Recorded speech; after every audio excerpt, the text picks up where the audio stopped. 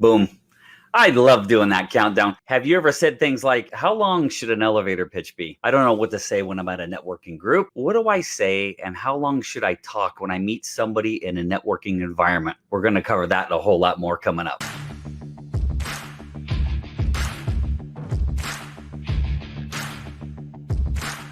Thanks for joining. This is video number 6 in a 10-part series. The title is How Long Should an Elevator Pitch Be? So hey everyone, my name is Rick Silva. I'm a referral coach. I work mostly with mortgage, financial planners, insurance agents, real estate agents, chiropractors, and dentists, and network marketers to teach them how to build a referral-based practice, because the last thing I want to see you do is buy leads, work with cold leads, door knock, cold call, anything like that is a complete waste of time compared to having referrals come in. So if you've ever said, I need more referrals, I hate chasing leads around, I hate cold calling, I hate being stood up for appointments, feel free to contact me and I'll help you build a referral-based practice. So in the last 10 years, I've been helping my wife with her real estate business. We've done, I think at this point, it's close to 800 real estate transactions, and we've never cold called, door knocked, or bought leads. Your networking foundation starts with avatar, elevator pitch, and then using something called the indirect sales approach, which I could teach you. Just you got to go to the YouTube channel, start watching videos, or talk to me about coaching on my courses, and I can help you with all of that.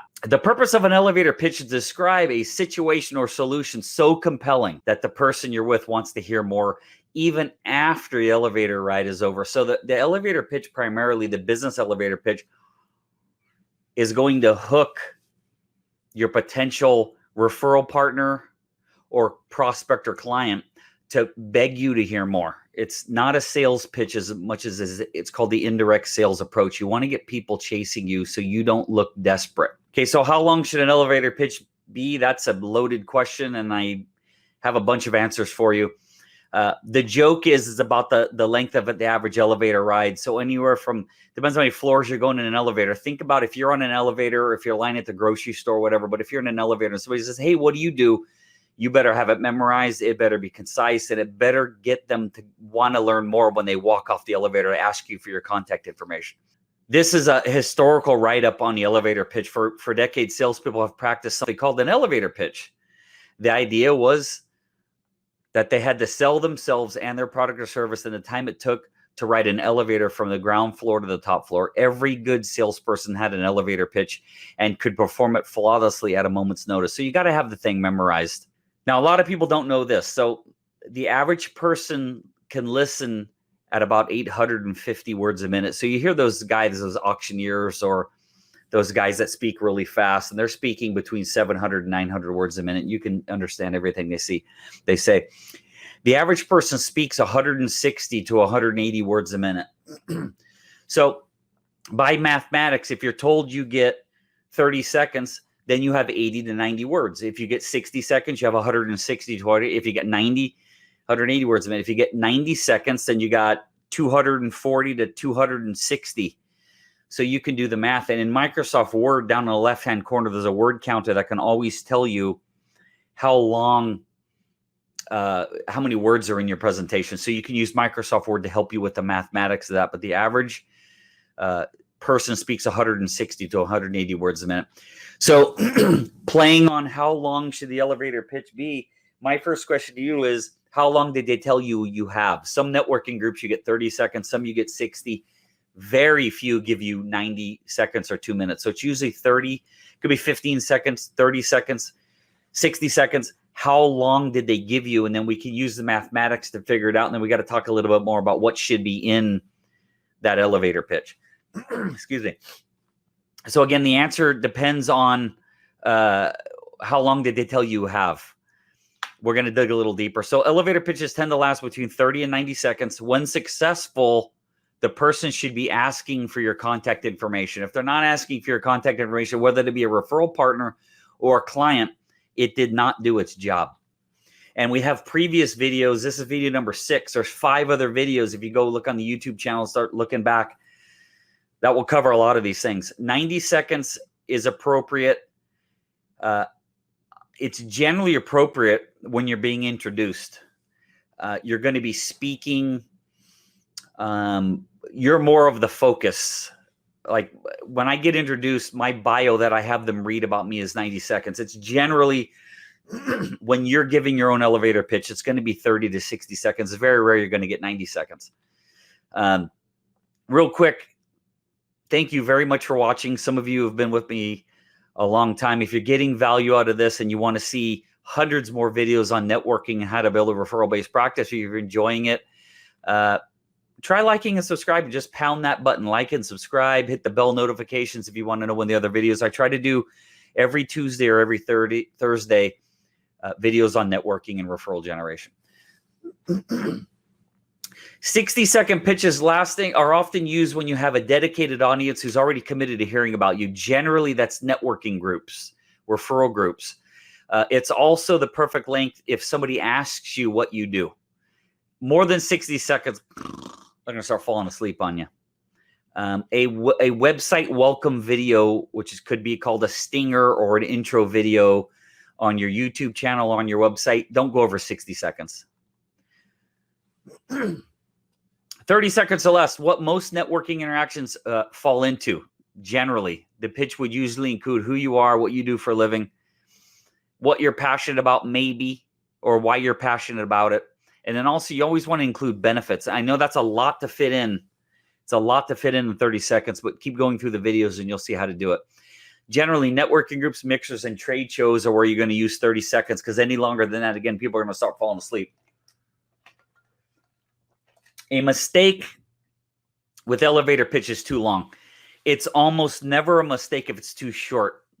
It's almost always a mistake if it's too long. So cramming too much into your elevator pitch is a way to lose the attention. They're looking at you, but they don't hear a word you're saying. And I'm going to give you some more examples of how to keep them listening. So no matter what your elevator speech is, or what you do, or how long you've been in business, it must contain a few words. Rick, how do I tell somebody everything about me, everything I do in 30 seconds? It's just not enough time. I'm going to prove to you right now it is enough time. Okay, go to any bookstore or any library and find the books on war. And you will find rows and rows and rows. Thousands of books have been written on the Civil War.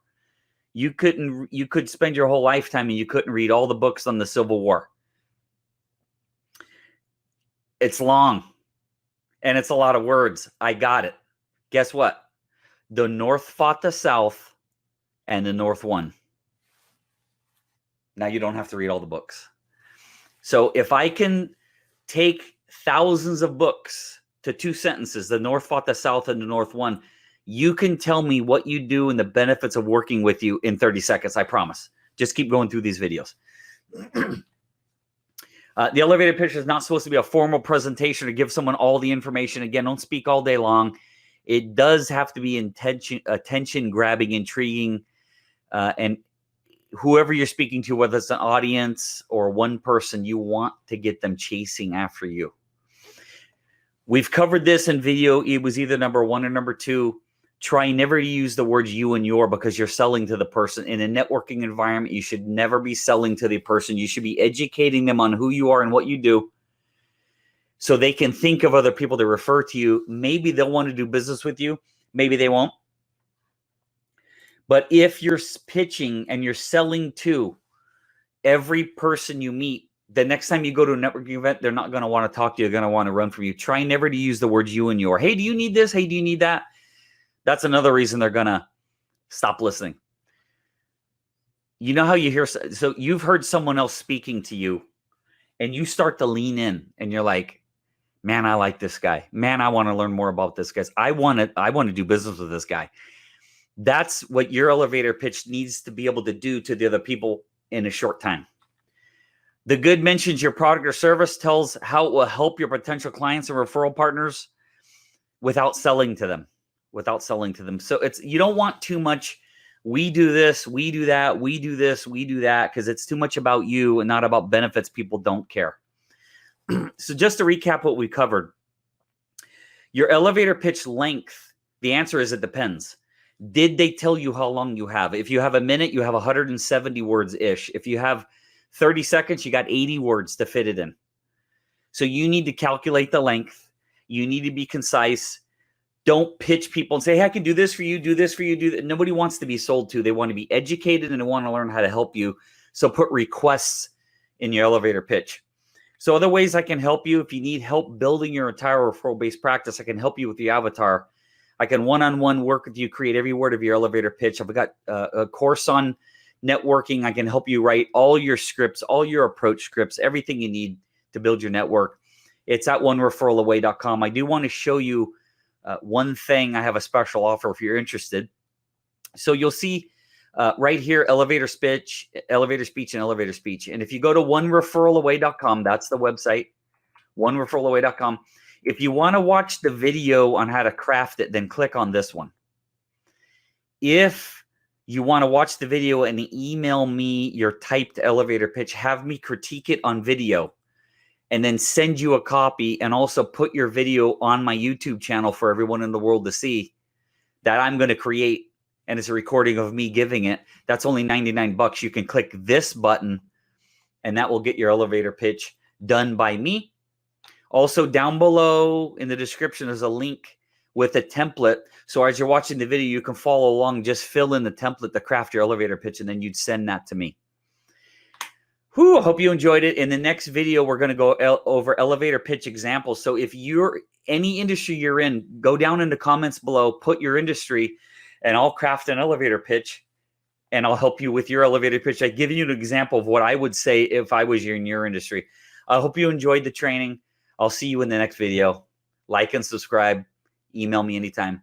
Thank you very much. Take care. Bye-bye.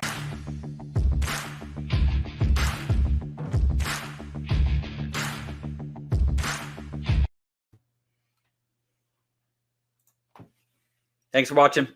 Bye, guys. See you later.